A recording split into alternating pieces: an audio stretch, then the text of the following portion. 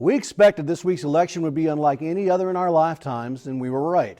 The combination of the pandemic, voter enthusiasm, and the candidates themselves all playing a part in producing outcomes that were both expected, unexpected, and in the case of the presidency may wind up being decided in court.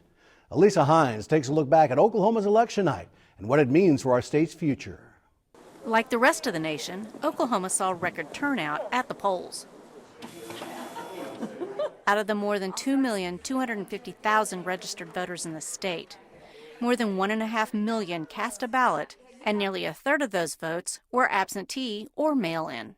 I had some some reports at 7 o'clock with folks saying that they thought they would be in line for 2 hours potentially to be able to still vote. It's like OU having a losing season and still being able to beat Texas. You know, if we just pick off one big one, then maybe it'll be a good night. But I think it's obviously winning the presidency and getting control of the United States Senate. I think those are the two things that'll have great impact. It'll have great impact on Oklahoma because we'll finally get management in to take care of the pandemic. Less than a minute after the polls closed at 7 p.m., the state of Oklahoma was called for President Trump, who garnered more than 63% of votes in the Sooner State, while his challenger, former Vice President Joe Biden, came away with a modest 32%. And let's talk about the presidential race. Again, it's been decided here in Oklahoma. That's certainly no great surprise. 30 seconds after the polls closed, the Associated Press calling it for Donald Trump.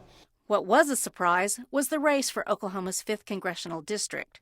Both incumbent Democratic Congresswoman Kendra Horn and her challenger, Republican State Senator Stephanie Bice, refused to make comments until the outcome of their race was clear. It would be a long night for everyone. So we're still waiting on those results with the Bice and Horn race. It's a very tight race right now, and it seems to be that we are in a process of surging at this time, so our metrics look really good at this point. When the dust settled, Bice emerged as the victor and will represent Oklahoma as U.S. representative. Now, it's time to celebrate. I am thrilled that once again, Oklahoma on the federal level is once again 100% red. We've shown up, we've helped people, we've made a difference. And we're not done yet.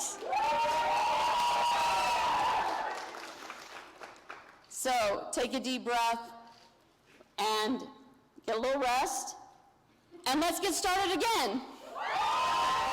Another national race of note, Republican U.S. Senator Jim Inhofe staved off a challenge from a newcomer to Oklahoma's political scene, former journalist and Democrat Abby Broyles. Inhofe won nearly 1 million votes, Broyles over 500,000. Voters gave Republicans additional seats in the state legislature, with the GOP gaining 5 seats in the House of Representatives. They now hold 82 of the 101 seats there. The Oklahoma Senate will see no change. Democrats did pick up 1 seat, but lost another, so Republicans will hold 39 of the 48 total seats. What about these new faces? What do you think they'll be facing in the next session? A ginormous budget deficit they've got to deal with because there was going to be some money coming out of 814, but that's not going to happen. So they've got a gigantic budget deficit to deal with. And we've other healthcare issues that are coming along.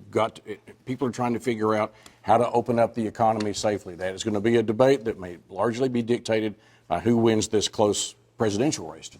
2 state questions failed on Tuesday. 805 would have done away with enhanced sentencing for felony repeat offenders. The issue was hotly contested, even among Oklahoma conservatives. We are spending over $600 million a year to incarcerate nonviolent offenders in our state, and that's just not an effective use of our state's resources. All those nearly 600 felonies, if you commit them, it's always a first offense. So the 15th time you burglarize someone's house, it's a first offense. Voters rejected 805, with 61% voting no and just under 40% voting yes. State Question 814 would have let state leaders use TSED, or tobacco settlement money, to fund Oklahoma's Medicaid program.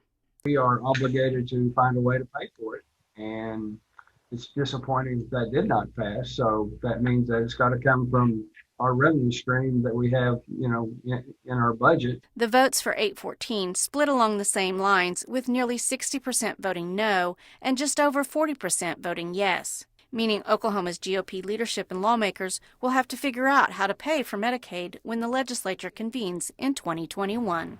For the Oklahoma News Report, I'm Elisa Hines.